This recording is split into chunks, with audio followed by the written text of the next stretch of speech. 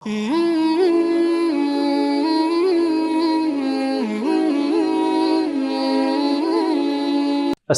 আলাইকুম ওয়া রাহমাতুল্লাহি ওয়া বারাকাতুহু। সুপ্রিয় দর্শক শ্রোতা, আপনারা দেখছেন আত-তাদরিস অনলাইন মাদ্রাসার পক্ষ থেকে আয়োজিত শরহুল বেকায়া কিতাবের দর্স। আজকে আমরা পড়ব কিতাবুল ইতিকাফ, বাবুল ইতিকাফ। কিতাবুস সাওমের সাওম চলছে আমাদের। তো কিতাবুস সাওমের একটি বাব হলো বাবুল ইতিকাফ, এবং এটা হলো কিতাবুস সাওমের সর্বশেষ দর্স, সর্বশেষ বাব। এরপরে আমরা কি শুরু করব? কিতাবুল হাজ শুরু করব। আসুন আমরা শুরু করে দিই। তো ইতিকাফ এটা মসজিদে করতে হয়, অর্থাৎ মসজিদে নিজেকে আটকে রাখা, মসজিদের বাহিরে না যাওয়া এবং মসজিদের চার দেয়ালের মাঝে বন্দী থাকা। রমজানের শেষ 10 দিনে এই ইতিকাফ করা সুন্নত মুআক্কাদায়ে কিফায়া, অর্থাৎ সকলের জন্য ইতিকাফ করা সুন্নত এলাকার। তবে কেউ যদি ইতিকাফ করে ফেলে তাহলে অপরদের জন্য এটা ক্ষমাযোগ্য হয়ে যাবে, অপরদের জন্য আর ইতিকাফ করা লাগবে না। কিন্তু কেউ যদি না করে তাহলে সকলে গুনাহগার হবে। রাসূল সাল্লাল্লাহু আলাইহি সাল্লাম সবসময় ইতিকাফ করতেন, এবং রাসূলের স্ত্রীরাও মসজিদে তাদের জন্য আলাদা খিমা তৈরি করা হতো, তাঁবু টানানো হতো, তারা সেখানে ইতিকাফ করতেন। মৃত্যুর আগের বছর নবী সাল্লাল্লাহু আলাইহি সাল্লাম পুরো মাসই ইতিকাফ করেছেন। তো ইতিকাফ করা অত্যন্ত গুরুত্বপূর্ণ একটা আমল। ইতিকাফ করা হলো সুন্নতে মুআক্কাদা, আর রমজানের শেষের 10 দিন ইতিকাফ করা সুন্নতে মুআক্কাদা। এছাড়া সারা বছরে যে কোনো সময় নফল ইতিকাফ করতে পারে, 1 দিন, 2 দিন, 3 দিন, এমনকি কয়েক মুহূর্তের জন্য ইতিকাফ করতে পারে। এজন্য আমরা মসজিদে প্রবেশের আগে আমরা কি করি? মসজিদে প্রবেশ করলে ইতিকাফের নিয়ত করে নেই। তো আসুন আমরা পড়ি। আমরা সম্ভবত ফাজাইলে আমল কিতাবের মাঝে আমরা তালিমে দেখেছিলাম যে ইতিকাফ করলে জাহান্নামকে আল্লাহ তাআলা 3 খন্দক দূরে পাঠিয়ে দেন। এক খন্দকের দূরত্ব হলো 500 বছরের রাস্তা। চলুন আমরা পড়া শুরু করে দিই। বাবুল ইতিকাফ, ইতিকাফের পরিচ্ছেদ। আল ইতিকাফু সুন্নাতুন মুআক্কাদাতুন। ইতিকাফ হলো সুন্নতে মুআক্কাদা, কিফায়াতুন হবে সুন্নতে মুআক্কাদায়ে কিফায়া, অর্থাৎ সমস্ত কিছু মানুষ যদি এই সুন্নতটা আদায় করে, এলাকাবাসীর পক্ষ থেকে 1 জন বা 2 জন বা আরো কয়েকজন মিলে যদি ইতিকাফ আদায় করে তাহলে সকলের জিম্মাদারি সাকেত হয়ে যাবে। আর যদি কেউই ইতিকাফ আদায় না করে তাহলে সকলেই গুনাহগার হবে। ইতিকাফ কি? ইতিকাফ বলা হচ্ছে হুয়া লাবসু সাইমিন ফি মাসজিদি জামাআতিন, জামাতের মসজিদে, মানে যে মসজিদে জামাত হয়, জামাতের সাথে নামাজ হয়, ওই মসজিদে রোজাদার নিজেকে আটকে রাখা, বিনিয়াতিহি, ইতিকাফের নিয়তে। ওয়া আকাল্লুহু ইয়াওমুন, ইতিকাফের সর্বনিম্ন পরিমাণ 1 দিন নফল ইতিকাফের। আবার কেউ কেউ বলেছেন, এবং এটার উপরে ফতোয়া, যে 1 দিন না 1 মুহূর্ত হতে পারে। ফায়াকদি মান কাতাআহু ফিহি বাদা শুরুই ফিহি ইয়াওমান। ফায়াকদি মান কাতাআহু, যে ইতিকাফ শুরু করে, বাদা শুরুই, ইতিকাফ শুরু করে, যে ইতিকাফ শুরু ভেঙে ফেলেছে, ফায়াকদি ফিহি ইয়াওমান, 1 দিন সে এটা কি করবে? কাজা করবে। আইদা শারআ ফিল ইতিকাফি, কেউ ইতিকাফ শুরু করেছে, ফাকাতাআহু ক্বাবলা তামামি ইয়াওমিন ওয়া লাইলাতিন, 1 দিন 1 রাত পূর্ণ হওয়ার পূর্বেই সে কি করলো? ইতিকাফটা নষ্ট করে ফেললো। ফাআলাইহিল কাযাউ, তার জন্য ওই 1 দিন 1 রাতের ইতিকাফ কাজা করা ওয়াজিব, লাজিম লি মুহাম্মাদিন, মুহাম্মদ রাহমাতুল্লাহ বক্তব্য অনুযায়ী। ফাইন্না আকাল্লাহু সাআতুন, ফাইন্না আকাল্লাহু সাআতুন, ইকামতের ইতিকাফের সর্বনিম্ন পরিমাণ হলো 1 মুহূর্ত। ফি উরফিল ফুকাহা ওয়া হিয়া জুজউম মিনাজ জামান, লাইসা হাদা হাদুন মুআয়্যানুন হাত্তা লাউ দাখালা আল মাসজিদ ওয়া নাওয়াল ইতিকাফ ইলা ইয়াখরুজা মিনহু সাহহা। তো খিলাফান লি মুহাম্মদ রাহিমাহুল্লাহ তাআলা, এখানে আমরা দেখলাম কিতাবের মাঝে যে ইতিকাফ কি করতে হবে? 1 দিন করতে হবে। সর্বনিম্ন ইতিকাফ বলা হয়েছে আকাল্লুহু ইয়াওমুন, 1 দিন। তো খিলাফান লি মুহাম্মদ, ইমাম মুহাম্মাদের নিকট ভিন্ন মত, তিনি ভিন্ন মত পোষণ করেন। তিনি বলেন ইতিকাফের সর্বনিম্ন পরিমাণ 1 দিন না, তাহলে সর্বনিম্ন পরিমাণ কতটুকু?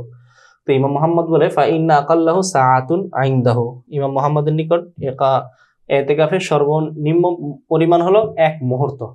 সাআতুন দ্বারা উদ্দেশ্য হলো জামান, জুজউম মিনাজ জামান, সময়ের একটা অংশ, চাই সেটা 1 মিনিট হোক, 2 মিনিট হোক, 1 সেকেন্ড হোক, যতটুকুই হোক, এটাই সর্বনিম্ন ইতিকাফের পরিমাণ। অর্থাৎ কেউ যদি মসজিদে এক দিক থেকে এক দরজা দিয়ে ঢোকে আরেক দরজা দিয়ে বের হয়ে যায় আর মাঝখানে ইতিকাফের নিয়ত করে, তাহলে এটা কি হবে? ইতিকাফ সহিহ ইতিকাফ বলে গণ্য হবে, বিবেচিত হবে। অকাদ হাসালাত, তার নিকট সর্বনিম্ন মুহূর্ত হলো 1 মুহূর্ত, অকাদ হাসালাত। সুতরাং এই 1 মুহূর্ত যেহেতু পাওয়া গিয়েছে, এরপরে কেউ যদি ইতিকাফ ভেঙে ফেলে তাহলে আর তার কাজা করতে হবে না। আগের শুরুতে আমরা পড়েছিলাম যে সর্বনিম্ন পরিমাণ হলো এতেকাফের একদিন। কেউ যদি এই একদিনের মধ্যে এতেকাফ ছেড়ে দেয়, ভেঙে ফেলে, তাহলে এটা তার কাজা করতে হবে। আমরা এটা পড়েছিলাম। কিন্তু ইমাম মোহাম্মদ বলে যে এতেকাফের সর্বনিম্ন পরিমাণ একদিন না, বরং এক মুহূর্ত। কেউ যদি কিছুক্ষণে এতেকাফ করার পরে মসজিদ থেকে বের হয়ে যায়, তাহলে বলা হবে না যে আপনি এটা কাজা করেন। তারপরে এক মুহূর্ত এতেকাফ করা লাজিম হয়েছে, তো সে এটা করে ফেলেছে, কয়েক মিনিট সে এতেকাফ করে ফেলেছে। এখন যদি মসজিদ থেকে বের হয়ে আসে, তার আর কাজা করার দরকার নেই। আচ্ছা, ওয়ালা ইয়াখরুজু মিনহু ইল্লা লিহাজাতিল ইনসানি, মসজিদ থেকে বের হবে না। যে ইতিকাফ শুরু করেছে মসজিদে, সে মসজিদ থেকে বের হবে না। মিনহু মানে মিনাল মসজিদ, মসজিদের দিকে ফিরেছে। ইল্লা লিহাজাতিল ইনসান, তবে হাজাতি ইনসান, তবে প্রয়োজনে সে বের হতে পারবে। হাজাতুল ইনসান মানে হলো, মনে করেন তার গোসল ফরজ হয়েছে, গোসল করতে হবে, মসজিদে তার গোসল করা যাবে না। ওযু ইস্তিনজার প্রয়োজন হয়েছে, ওযু ইস্তিনজার জন্য মসজিদের বাইরে যেতে হবে। তো এই ধরনের হাজতের জন্য যদি বের হয়, তাহলে বের হতে পারবে। আউলি জুমাআতিন, অথবা বের হতে পারবে। একটা হলো তাবাই হাজত, আর একটা হলো শরঈ হাজত। শরঈ হাজত কি? আউলি জুমাআতিন ওয়াক্তা জাওয়াল, জুমার প্রয়োজনে সে মসজিদ থেকে বের হতে পারবে। তবে কখন বের হবে? যখন জুমার আজান দিয়ে দিবে তখন, নাকি আরো আগে, নাকি সকাল থেকেই বের হতে পারবে? বলে ওয়াক্তা জাওয়ালি, জাওয়ালের সময়, অর্থাৎ সূর্য যখন ঢলে যাবে পশ্চিম আকাশে বা দ্বিপ্রহরের পরে, সে জুমার নামাজের জন্য মসজিদ থেকে বের হতে পারবে। ওমান বাউদা মানজিলুহু আনহু, আর জুমার মসজিদ যার থেকে অনেক দূরে, ফা ওয়াক্তান ইউদরিকুহা, তাহলে সে বের হবে এমন সময়ে যে সময়ে বের হলে জুমার নামাজ ধরতে পারবে। ওমান বাউদা মানজিলুহু, আর যার ঘর দূরে, মানে সে যেখানে এতেকাফ করছে ওই এতেকাফের জায়গাটা যদি জামে মসজিদ থেকে অনেক দূর হয়, বাউদা মানজিলুহু আনহু, জুমার মসজিদ থেকে তার বাড়িটা যদি দূর হয়, ফা ওয়াক্তান, তাহলে বের হবে এমন সময়, ইউদরিকুহা, যে সময় বের হলে সে জুমা ধরতে পারবে, ওই সময় বের হবে। যদি এত দূরে হয় যে ফজরের পরেই বের হতে হয়, তাহলে ফজরের পর বের হয়ে যাবে, কিন্তু মসজিদ থেকে বের হয়ে কোনো কথা বলতে পারবে না। যদি কথা বলে তাহলে তার ইতিকাফ নষ্ট হয়ে যাবে। ওয়াইসাল্লি সুনানা আলাল খিলাফি, ইখতিলাফ অনুযায়ী, ইখতিলাফের উপর ভিত্তি করে জুমার সুন্নত সে পড়তে পারবে। মানে মসজিদ, জামে মসজিদে গিয়ে জুমার নামাজের আগে জুমার সুন্নত পড়তে পারবে, এই পরিমাণ আগে যাবে। এটা ইখতিলাফ আছে। কেউ কেউ বলে যে না, জুমার নামাজের যে সুন্নত রয়েছে, এই সুন্নত নিজের জায়গা থেকে পড়ে বের হবে এবং ওই মসজিদে, জামে মসজিদে গিয়ে শুধু ফরজ নামাজ পড়বে, ফরজ নামাজ পড়েই চলে আসবে। ওহুয়া ইউসাল্লিয়া ক্বাবলাহা আরবাআন, সুনানগুলো পড়বে, এর অর্থ কি? আইউসাল্লিয়া ক্বাবলাহা, জুমার নামাজের পূর্বে, আরবাআন 4 রাকাত নামাজ পড়বে। অফি রিওয়ায়াতিন, আরেক রিওয়ায়াত অনুযায়ী, সিত্তান 6 রাকাত পড়বে। রাকাতাইনি তাহিয়াতে মসজিদিন, 2 রাকাত হলো তাহিয়াতে মসজিদ, ও আরবাআন সুন্নাতান, আর 4 রাকাত পড়বে কি? সুন্নাত। ওয়া বাদাহা আরবাআন, আর পরে জুমার নামাজের পরে বাদাল জুমা পড়বে 4 রাকাত, ইনদা আবি হানিফা, আবু হানিফার মতে। ওয়াসিত্তান ইনদাহুম, আর সাহেবাইনের মতে কয় রাকাত পড়বে? 6 রাকাত। তাইলে আমরা দেখলাম জুমার নামাজের আগে 6 রাকাত, জুমার নামাজের পরে 6 রাকাত, এই 12 রাকাত সে সুন্নত পড়তে পারবে ইখতিলাফ অনুযায়ী। মানে এইটা যে 12 রাকাত পড়তে পারবে, এটার উপরে কি আছে? ইখতিলাফ আছে। ওয়ালা ইয়াফসুদু বিমুকসিহি আকসারা মিনহু, ইতিকাফ নষ্ট হবে না, বিমুকসিহি, তার অবস্থানের কারণে, আকসারা মিনহু, এই 12 রাকাত পড়ার চাইতে বেশি সময় ওই মসজিদে, জামে মসজিদ অবস্থানের কারণে তার রোজা নষ্ট হবে না। লা ইয়াফসুদু বিমুকসিহি আকসারু মিনহু, তার ইতিকাফ নষ্ট হবে না, বিমুকসিহি, তার অবস্থানের কারণে, আকসারা মিনহু মানে ওই 12 রাকাতের চাইতে বেশি পরিমাণ অবস্থানের কারণে। কোথায়? জামে মসজিদে। বাহিরে যদি কি করে, সে দাঁড়ায়, কথা শুনে বা কিছু দেখে বা কথা বলে, তাহলে তার ইতিকাফ নষ্ট হয়ে যাবে। জামে মসজিদে যদি আরো বেশি সময় অবস্থান করে, তাহলে ভাঙবে না, ইতিকাফ ভাঙবে না। কারণ সে কি? মসজিদে থাকার জন্য নিজেকে বাধ্য করেছিল, এখন সে মসজিদে আসছে, যদিও মসজিদটা কি? ভিন্ন। আচ্ছা, তো তার ভাঙবে না, কিন্তু ওই জামে মসজিদে অযথা দেরি করা তার জন্য উচিত নয়, সমুচিত নয়। ফালাউ খারাজা মিনহু সাআতান বিলা উযরিন ফাসাদা, যদি যে মসজিদে সে ইতিকাফ করছে ওই মসজিদ থেকে সে বের হতে পারবে 2টা কারণে। একটা হলো হাজতে ইনসান, মানে তাবাই হাজতের কারণে, 2 নম্বর ছিল শরঈ হাজতের কারণে। এখন কেউ যদি ফালাউ খারাজা মিনহু, মসজিদ থেকে, যে মসজিদে ইতিকাফ করছে, নিজের মসজিদ থেকে কেউ যদি বেরিয়ে যায়, সাআতান, এক মুহূর্তের জন্য, বিলা উযরিন, কোনো ওযর ছাড়া, অপ্রয়োজনে যেখানে ইতিকাফ করছে ওখান থেকে যদি বের হয়ে আসে, ফাসাদা, তাহলে তার ইতিকাফ কি হবে? নষ্ট হয়ে যাবে। আচ্ছা, ওয়ায়াকুল ওয়ায়াশরাবু ওয়ায়ানামু ওয়ায়াবিউ ওয়ায়াশতারি ফীহি বিলা ইহদারি মাবিআইন লা গায়রু। এই পর্যন্ত কথা শেষ। সেখান থেকে ভিন্ন আলোচনা। ওয়ায়াকুলু ওয়ায়াশরাবু, ইতিকাফকারী যে মসজিদে আছে সে ইয়াকুলু খাবে, ওয়ায়াশরাবু এবং পান করবে, ওয়ায়ানামু এবং ঘুমাবে, ওয়ায়াবিউ ওয়ায়াশতারি বিক্রি করবে এবং ক্রয় করবে, ফিহি মানে ফিল মসজিদি, ইতিকাফকারী মসজিদে খাবে, পান করবে, ক্রয় করবে, বিক্রি করবে, বিলা ইহদারি মাবিআইন, তবে বিক্রি করার সময় সে মাবি বিক্রিত পণ্য মসজিদে উপস্থিত করতে পারবে না, লা গায়রুহু, ইতিকাফকারী ছাড়া। লা গায়রুহু মানে গায়রুল মুতাকিফ, মুতাকিফ ছাড়া অন্য কেউ এই কাজগুলো করতে পারবে না। আল্লাহ তাআলা মসজিদকে বানিয়েছেন ইবাদতের জন্য। তো খাওয়া, পান করা, ঘুমানো, ক্রয় বিক্রয় করা এগুলো ইবাদতের কাজ না। ইবাদতের কাজ মুসলমানের জিন্দেগি 24 ঘন্টাই বন্দেগি, সবসময় ইবাদত হলেও এই জিনিসগুলো হাকিকতান হলো দুনিয়া। খাওয়া, পান করা, ঘুমানো এগুলো হাকিকি খালেস আল্লাহর ইবাদত না, নামাজ রোজার মতো, নামাজ জিকির এগুলোর মতো না। তাই এই সমস্ত কাজ যে মুতাকিফ না সে ছাড়া অন্যরা এই মসজিদে করতে পারবে না। যে ইতিকাফ করছে সে করতে পারবে। এই হিসেবে তাবলিগ জামাতে যারা যান ওনারা সবাই কি করেন, মসজিদে গিয়ে ইতিকাফের নিয়ত করেন, নফল ইতিকাফের নিয়ত করে। এই হিসেবে তাদের জন্য মসজিদে খাওয়া, পান করা এবং ঘুমানো জায়েজ। এই মতনের ব্যাখ্যা করছে আল্লাহ ইয়াফআলু গায়রুল মুতাকিফি হাযিহিল আফআলা ফিল মসজিদ, মুতাকিফ ছাড়া ভিন্ন কেউ এই আফআল গুলো মসজিদে করবে না। এই আফআল, হাযিহিল আফআল দ্বারা উদ্দেশ্য হলো এই যে খাওয়া, পান করা, ক্রয় বিক্রয় করা, ঘুমানো, এগুলো ইতিকাফকারী ছাড়া অন্য কেউ করবে না। ওয়ালা ইয়াসমুতু, ইতিকাফকারী চুপ থাকবে না, ওয়ালা ইয়াতাকাল্লামু এবং কথাও বলবে না, ইল্লা বিখাইরিন তবে কল্যাণকর কথা বলবে। ওয়ালা ইয়াসমুতু, ইতিকাফকারী চুপ থাকবে না, মানে সে চুপ থাকাকে ফজিলত মনে করে চুপ থাকবে না। অনেকে এরকম হতে পারে যে আল্লাহর ঘরে আসছি, চুপ করে থাকি, চুপ করে থাকলে আমি সওয়াব পাম, হাদিস আছে মান সামাতা নাজা।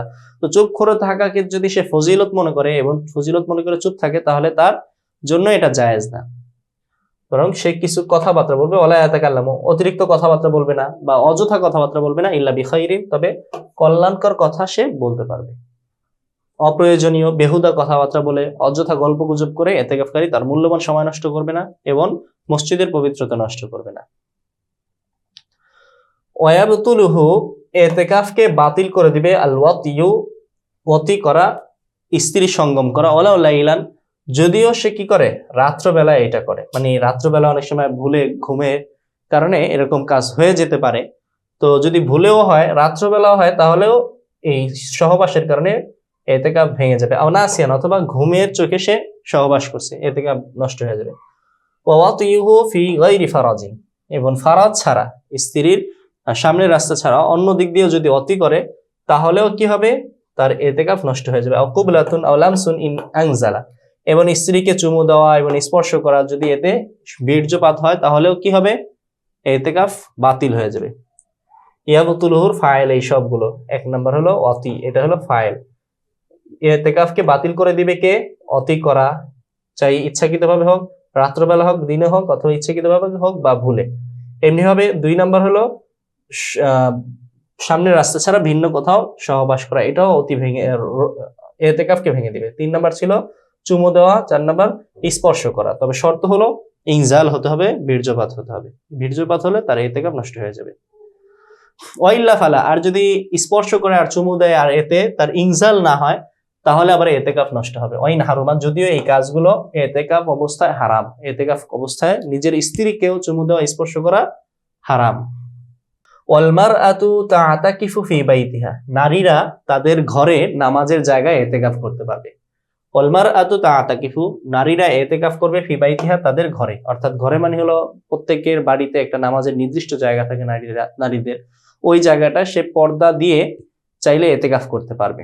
এখন যদি স্বামীর রান্না বান্নার সমস্যা হয় যে স্ত্রী ইতিকাফ করলে রান্না বান্না কে করবে, তো এটা একটা হাজতে ইনসান, তো সে চাইলে রান্না বান্নার কাজ করে আবার সাথে সাথে যদি নিজের ইতিকাফের জায়গায় চলে আসে, ইতিকাফ করে, তাহলে এতেও কোনো সমস্যা নেই, ইতিকাফ করতে পারবে, হয়ে যাবে। রাসূল কারীম সাল্লাল্লাহু আলাইহি ওয়াসাল্লামের বিবিরা উম্মাহাতুল মুমিনিনগণ তারা কি করতেন, ইতিকাফ করতেন, মসজিদে তাদের জন্য তাঁবু টানানো হতো। তো আমাদের বর্তমান জামানায় মসজিদে পুরুষদের সাথে ইতিকাফ করা এটা তো অনেক একটা মানে এটা ভয়ঙ্কর ব্যাপার, অনেক সময় অ্যাক্সিডেন্ট হওয়ার আশঙ্কা থাকে। কিন্তু তারপরে কেউ যদি মসজিদে এতেকাফ করে, কোনো নারী, তার এতেকাফও সহি হয়ে যাবে। কিন্তু বর্তমানে এটা অনেক একটা ফিতনার বিষয়, মসজিদে পুরুষদের আশপাশে নারীদেরকে রাখা। আচ্ছা, নাযরা ইতিকাফা আইয়ামিন, কেউ কিছুদিন এতেকাফ করার মান্নত করলো, লাজিমাহু বিলায়ালিহা, মান্নত করলে এতেকাফ, ওই দিনে এতেকাফ করা লাজিম হয়ে যাবে, বিলায়ালিহা, ওই দিনের রাত্রগুলো সহ।